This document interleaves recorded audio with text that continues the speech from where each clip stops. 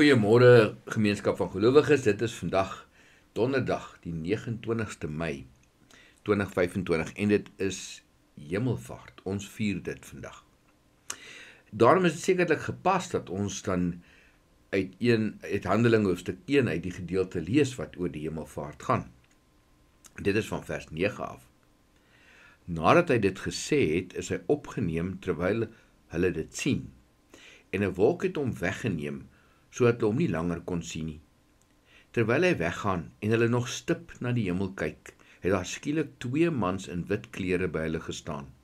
Die sê toe vir hulle: Galileërs, waarom staan julle so na die hemel en kyk?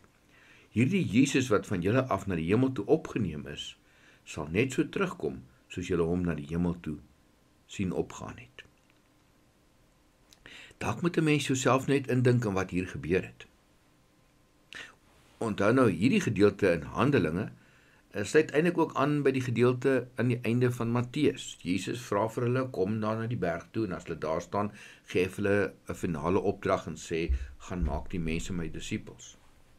So pas hier in Handelinge het hy vir hulle gesê, julle sal my getuies wees. Julle sal krag ontvang, daar gaan krag in julle opgewek word om getuies te kan wees.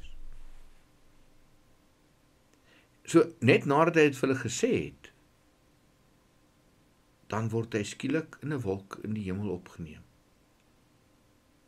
En weer eens, ons moet onsself indink in wat met hierdie manne se binnekant gebeur. Hulle staan daar en in absolute verwondering en verstomming, daar gaan Jesus. Hy het sopas gesê, uit Matteus se woorde uit, dat hy tot aan die einde van die tyd by hulle sal wees. En net nadat hy het gesê het, word hy opgeneem in die hemel. Maar dit is asof hulle wat so lank saam met hom geloop het, iets vergeet.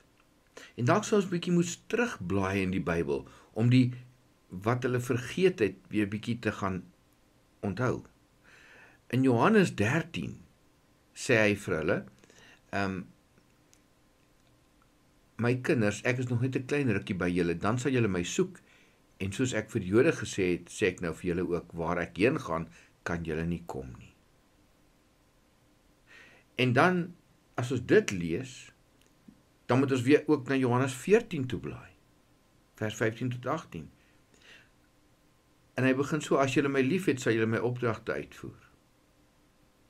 Ek sal die Vader vra en hy sal vir julle 'n ander voorspraak stuur om vir ewig by julle te wees, naamlik die Gees van die waarheid. Die wêreld kan hom nie ontvang nie, omdat hulle hom nie sien nie en hom nie ken nie, maar julle ken hom, omdat hy by julle bly en in julle sal wees. Ek sal julle nie as weeskinders agterlaat nie, ek kom weer na julle toe.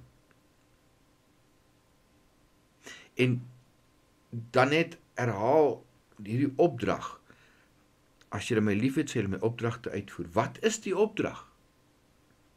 Die opdrag wat Jesus gee, is om te sê, dat ons mekaar moet liefhet.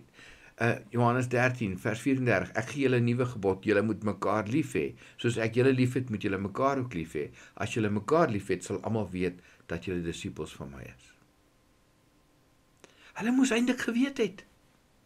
Want dis tog wat geloof is. Geloof is om te glo dat wat Jesus sê, dit gaan gebeur. Maar wanneer dit gebeur, is dit asof hulle dit doodgewoon net vergeet het. En eers hierna, as hulle baie diep daaroor dink en praat, en die 2 engele aan hulle verskyn hier in Handelinge, dan sê die engele vir hulle, maar Galileëse manne, hoekom kyk julle met verstomming na die hemel? Hy het dan gesê, hy gaan na die hemel toe gaan. En hy moes. Maar hy hou sy opdrag.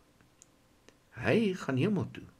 Maar as ons wil wys dat ons hom lief het, moet ons mekaar lief hê. Dit sal die teken wees. En hoe gaan ons dit regkry? Die Heilige Gees wat vir ewig binne ons kom bly en eintlik sy adres, ons adres maak. Jou naam, jou identiteit, jy. En omdat hy in die hemel is en die Gees hier binne in ons woon en om ons is, kan ons die hele tyd dit vier. Sy hemelvaart maak dit eintlik moontlik dat ons na onsself moet kyk en moet ervaar op wat 'n besonderse manier het hy ons toegerus om sy getuies te kan wees. En dis wonderlik. Here onse God, hier op Hemelvaartdag, dankie dat U Seun vir so 'n stukkie vir ons geleen het hier op aarde. Natuurlik vir altyd om by ons te wees, maar in die gestalte van 'n mens. Here, mag ons mekaar lief hê en mekaar dien en so ons identiteit as U volgelinge vir die wêreld wys. Amen.